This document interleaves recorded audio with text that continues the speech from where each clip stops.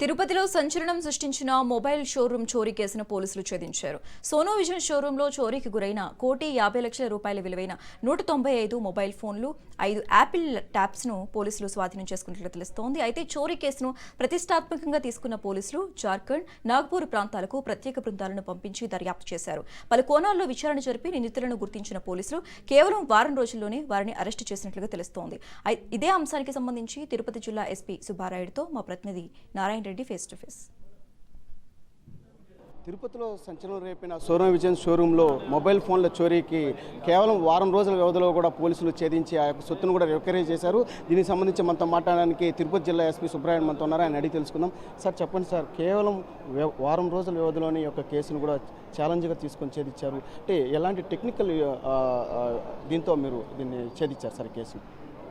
ముఖ్యంగా అఫెన్స్ జరిగిన వెంటనే ప్రత్యేక బృందాలను ఏర్పాటు చేయడం జరిగింది. Additional SP crimes and additional SP Tirumala ఆధ్వర్యంలో ఇక్కడ దొరికిన టెక్నికల్ ఎవిడెన్సెస్ని, ఇంత ముందు జరిగిన అఫెన్సెస్ని అనలైజ్ చేస్తూ జార్ఖండ్ మరియు వెస్ట్ బెంగాల్కి టీమ్స్ పంపడం జరిగింది. జార్ఖండ్లో షోహెబ్గంజ్ అండ్ వెస్ట్ బెంగాల్ ముర్షిదాబాద్ జిల్లాకు సంబంధించిన ప్రాంతాలలో ఎక్కువగా ఈ అఫెన్సెస్ అయినట్లుగా గుర్తించి అక్కడ ఉన్న పోలీస్ ఆఫీసర్స్తో కోఆర్డినేట్ చేసుకుంటూ ఈ టీమ్స్ అక్కడ రీచ్ అయ్యే లోపలే అక్కడ వెళ్ళడం జరిగింది. ఇక్కడ ఉన్న కొన్ని టెక్నికల్ ఎవిడెన్సెస్ని అక్కడ అనలైజ్ చేసిన తర్వాత Farakka district of west Bengal, Farakka police station of west Bengal, అది ముర్షిదాబాద్ డిస్ట్రిక్ట్ వస్తుంది, అక్కడ వీళ్ళని అదుపులో తీసుకోవడం జరిగింది. ముఖ్యంగా ఆలం షేక్ అనే వ్యక్తి అండ్ టీం ఈ అఫెన్స్ చేశారు. ఆలం షేక్ మీద ఇంతకుముందు కూడా ఆల్రెడీ వెస్ట్ బెంగాల్, జార్ఖండ్, మధ్యప్రదేశ్ వివిధ రాష్ట్రాల్లో అనేక అఫెన్సెస్ ఉన్నాయి.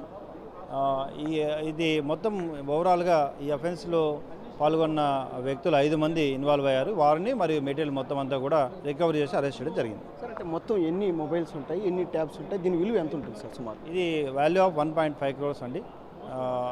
ఆల్మోస్ట్ 200 మొబైల్స్ అండ్ కొన్ని ట్యాబ్స్ కూడా ఉన్నాయి. వీటన్నింటినీ కూడా రికవర్ చేసి కోర్టు ద్వారా సోనీ విజన్కి అప్పచెప్పడం జరుగుతుంది. అంటే వివిధ రాష్ట్రాలకు సంబంధించిన నిందితులు అని చెప్తున్నారు. అంటే స్థానికంగా ఎవరైనా ఇతనికి సహకరించారు సార్ ఈ చోరీకి?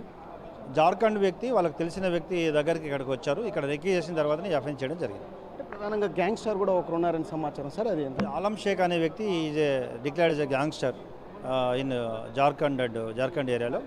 ఉత్తరప్రదేశ్లో ఇతను 2 సార్లు పీడీ యాక్ట్ కూడా నమోదు చేయడం జరిగింది. ఈ మొత్తం ఇంట్రాగేట్ చేసిన తర్వాత ఈ సమాచారాన్ని పూర్తి ఇతర రాష్ట్రాలు కూడా ఇవ్వడం జరుగుతుంది. చివరిగా సెల్ ఫోన్ యజమానుల కంటే ఏదైతే షోరూమ్లు ఉన్నారో వాళ్ళకి ఎలాంటి జాగ్రత్తలు చెప్తారు సార్ మీరు? తప్పకుండా వీరు మోర్ టెక్నాలజికల్ అప్గ్రేడెడ్ సీసీ కెమెరాస్ని ఉంచి పోలీసు వారికి సహకరించాలని కోరుకుంటున్నాను.